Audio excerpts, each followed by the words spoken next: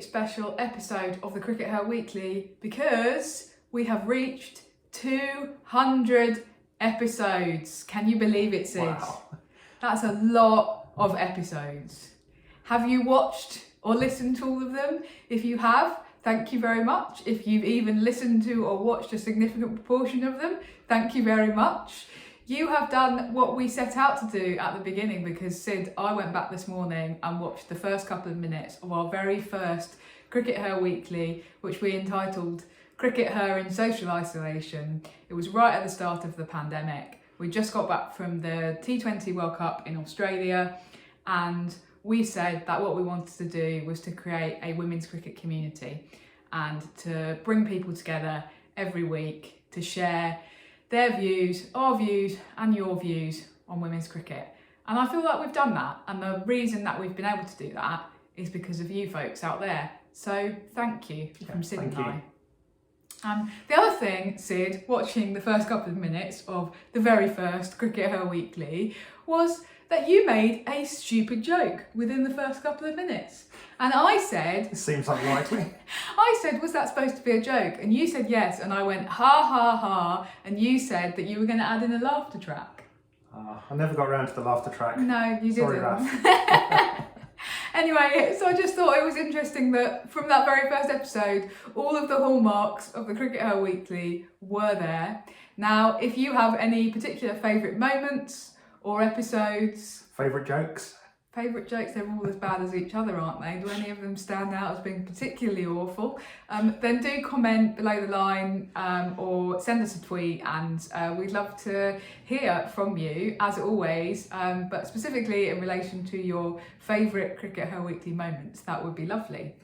Sid, shall we crack on with the show? So as usual, we're going to be talking about news from the past week in women's cricket. Now, the big one this week relates to the 100. There's actually been quite a lot of news about the 100 from the ECB. Yeah, we might be in the depths of winter here in England. We've had freezing temperatures this week, but we're looking forward to summer already. And so the ECB, what have they announced this week, Raph? Well, let's start with the salary levels because the ECB have announced that they're going to invest an additional £800,000 in the salaries for the Women's 100 for the 2024 edition.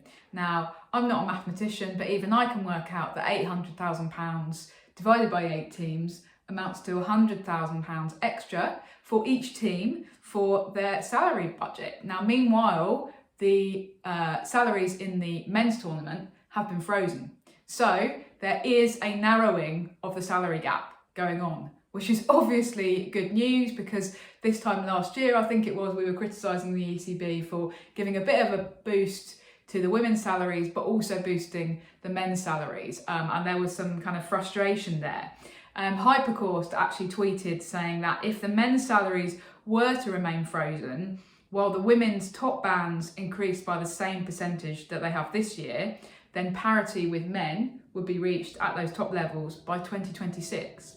So that's actually not that long. It is one season more than the ISEC, the Independent Commission for Equity in Cricket, recommended because they said to the ECB that you need to do this by 2025.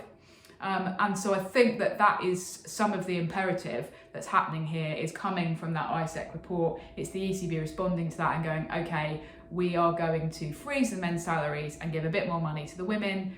It's good news, isn't it, Sid? I think overall it's good news, yes, in terms of that's a big chunk of money that's going extra. I think there are a couple of caveats, if I can be allowed to be Mr. Negative slightly on this one. The first is about the distribution of these increases. So what is important to remember is although the top players have had a massive increase, they've had an increase of nearly £20,000, a 60% increase for the very top players. The other top two, so the top 3 bands, the top 6 players in each team have all had increases of 60%. But that actually takes up the vast amount of this extra £100,000 per team. So of the extra £100,000, 90,000 of that extra is going to the top 6 players. Right. And if you're down at the bottom of the pile, your increase is 500 quid. You've got an increase of 7%. And given that in the United Kingdom at the moment, inflation is running rampant, we've got double digits inflation, then 7% increase is actually, Not in much. real terms, well, it's a pay cut. Right. Now, it has to be caveated with the fact that all of the men under those terms are also taking a pay Absolutely. cut. But it's not a big increase if you're at the bottom. If you're at the top of the scale, it's very nice.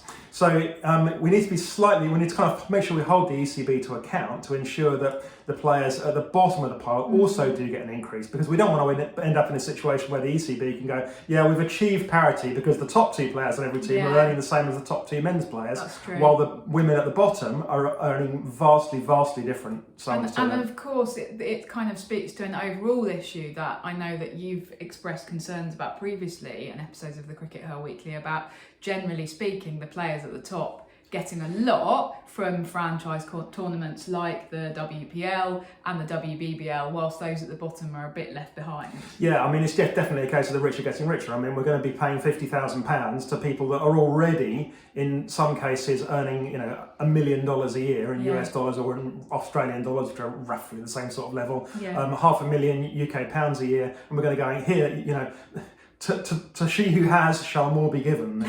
It feels like it's a little bit what's going on here. So I'd have liked to see those slightly more equitable increases. Yeah. The logic, however, of increasing the salaries at the top is that it enables you to kind of allegedly keep pace with what other leagues are paying, what WBBL is paying, what WPL is paying critically. Now, I'm just not convinced it does this. So what the ECB obviously want to do is to ensure that the best players come to play in the 100, and they're going, well, if we can't compete, if we're only offering £30,000 compared to WPL, which are offering the top players £250,000, $500,000, but $250,000. No, $500,000, £250,000. Oh, sorry. Okay, I got confused because you switched currency. I did. Okay. Sorry, I'm trying to make sure that people that are thinking in dollars are included in the conversation. I'm sorry, I appreciate that might be a bit confusing. Anyway, the top players are earning a lot of money from the WPL. This is still only a fifth of what they're earning, so it's 20% of what you might earn in WPL. Is 50,000 going to be enough to persuade you to get out of bed when you've already earned, perhaps £500,000 in that year in the case of the very top players? I'm not convinced it is.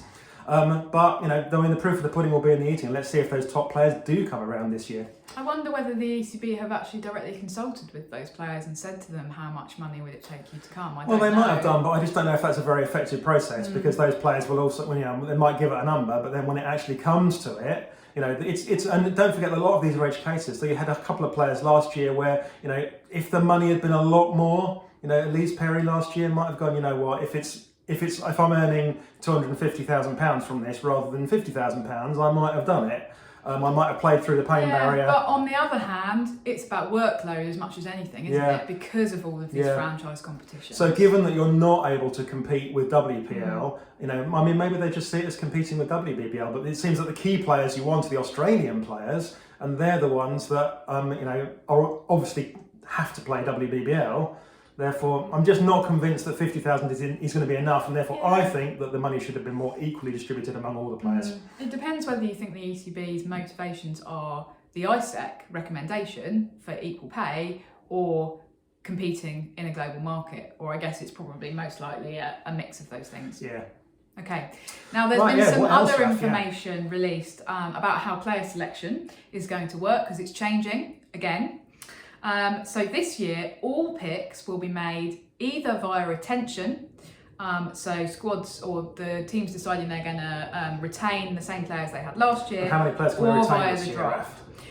There will be a maximum of 8 players who you can retain. So that's actually quite a lot. It's a substantial amount for your first 11. Now, obviously, that's partly because the ECB feels that the kind of shake-up that they did ahead of last season has been quite successful, because obviously we saw with the Welsh Fire going from the bottom to the top. And so I think that the feeling is that it's not good to shake things up just for the sake of it. We've had one major shake-up, and now they want a significant proportion of the teams to look the same. That's good for the fans, right? Yep.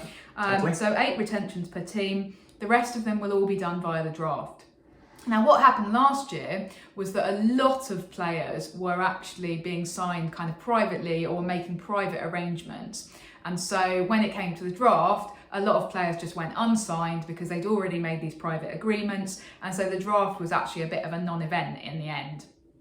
Now, obviously, you could say, well, the draft is going to be a non-event this year as well, because there's going to be a lot less players floating around in it.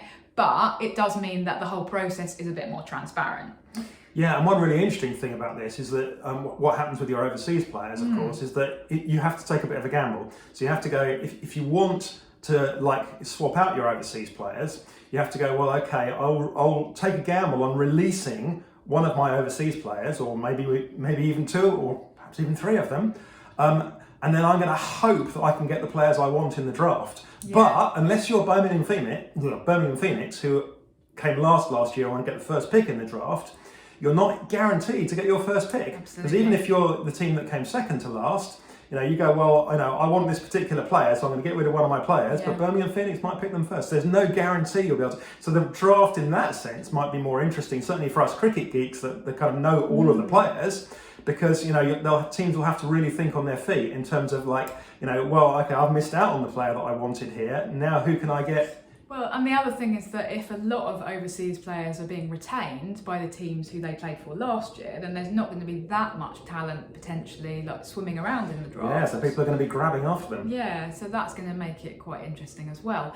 One unanswered question that the ECB haven't directly addressed in the information they've released so far is what happens, for example, to players like Alyssa Healy, who were meant to play last year, but then she was replaced at the last minute because of her injury sustained during the Ashes. She was actually replaced by Phoebe Litchfield at the Northern Superchargers. So that's an interesting one, because obviously if you're the Superchargers looking at both of those two right now, then you might actually be going, oh, we'd quite like to have our retention as Phoebe Litchfield, please. But the rules, we don't know whether the rules dictate that they can retain Litchfield, because she was a last minute injury replacement last year. So we don't know that. Yeah, and can they retain Healy? I mean, potentially under sometimes the drafts have included the ability to retain players that didn't actually play if you selected them originally, so they might possibly be able to retain Healy and Litchfield. And then ditch somebody else. We're not aware of exactly how that's going to pan out. So that will be interesting. Now, one other thing that we're not entirely aware of how it's going to pan out is this marquee player thing. Oh my goodness. I'm going to challenge you to explain the marquee player thing, Raf.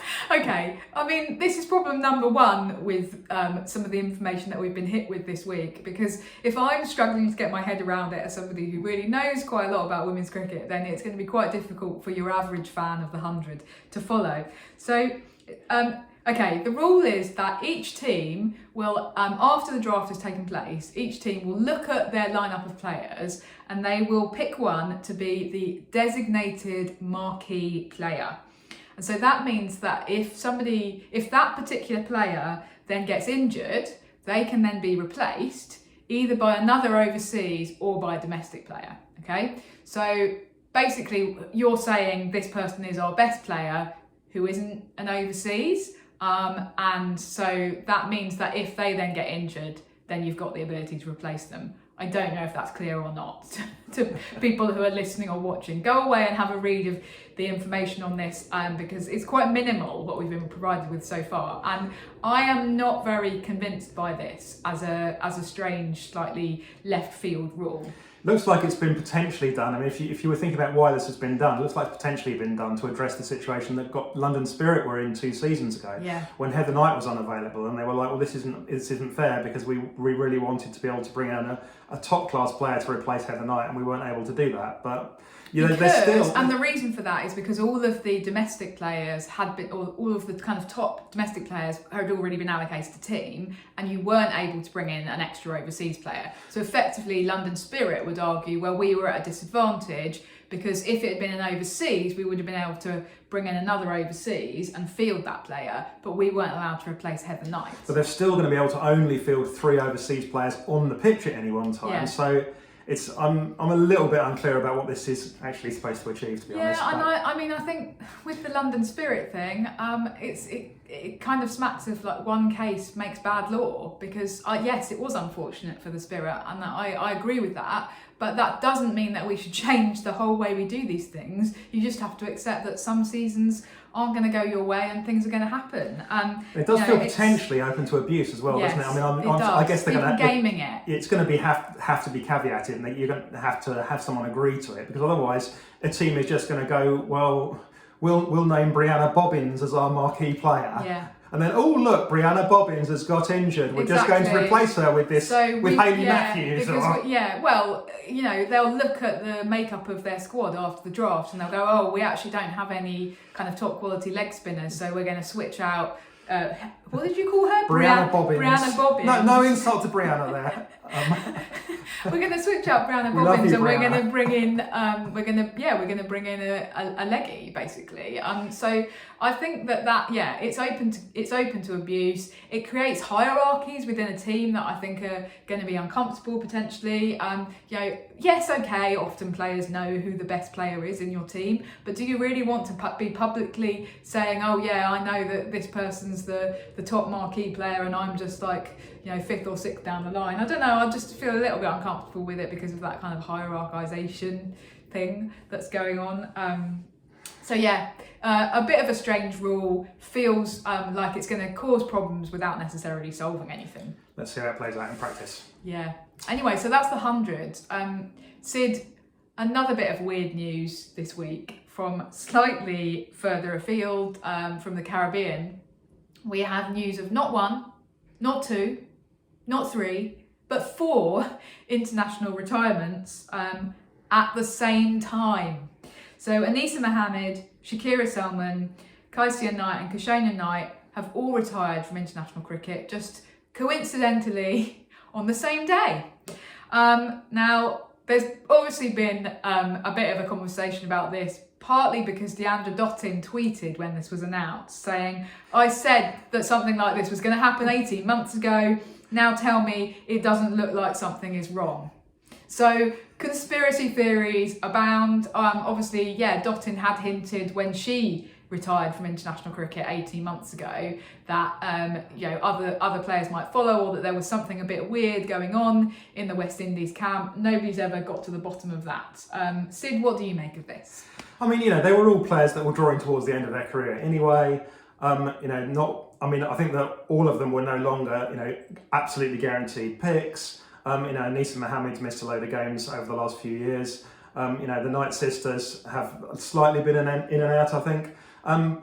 But, you know, you're right that 4 players all doing this at once it feels orchestrated. It feels like something else has gone on. And, you know, that's exactly my feeling about it. It feels orchestrated. The reason why international players don't tend to announce their retirements at the same time is because they want there to be, or it's nice for there to be, a little bit of focus on you specifically when you retire. All of the articles that have been written about this have basically just said these 4 players have all retired, and so you get a quarter of the words about your own career, right? That's just how it works. So that's why we don't see this very often, and you would therefore think that this hasn't necessarily been the player's choice to all announce their retirement at the same time. I'm slightly reminded of Mark Robinson when he came in as the New England coach and basically looked around and went, we need to bring in some new blood here. I'm getting rid of Lydia Greenway and I'm getting rid of Charlotte Edwards. But at least those 2 players were able to announce their retirement separately on individual days with a little bit of space in between them. But yeah, is there something going on here where somebody in the Caribbean has said, right, we need to sweep out some of the old players and bring in some new players, but who? I mean, that's the weird thing about this. You say, oh, these 4 players are approaching retirement age and yeah, they've had good careers behind them, and yeah, you know, so, okay, some of them, none of them are kind of global superstars in the way that like Hayley Matthews is, but who have the West Indies got coming up to replace them? I wouldn't be able to say to you, you know, who's going to open the bowling instead of Shakira Selman? I don't know. Do you? I mean, that's why it's a bit weird, because it's not like there's a load of talent that's kind of pushing through the ranks in the way that there was in 2016 when Mark Robinson came in as England coach. So that's why I think it's a little bit strange. But honestly, we don't have any real insight into what's going on. It is kind of entirely speculative, but I suppose the only thing is that it does rather contribute to the image that we've had from the kind of, or from an outsider's perspective looking into Caribbean women's cricket over the last couple of years, that something has gone a bit wrong somewhere, and everybody's sort of looking around going, how do we solve this? And nothing that's been done has actually really done very much towards kind of a long-term sustainable strategy that solves that. Yeah, because their problems are, as we discussed before, very much sort of structural and financial. Yeah. Okay. Anyway, so that's that. And that's our 200th episode, Sid. Have you got anything else to say? I don't think so. Okay, well, happy 200. And here's to another couple of 100 episodes. Keep tuning in because, as we said at the beginning of the episode, you make the CRICKETher Weekly what it is. And we will see you in a week's time. Bye-bye. Bye.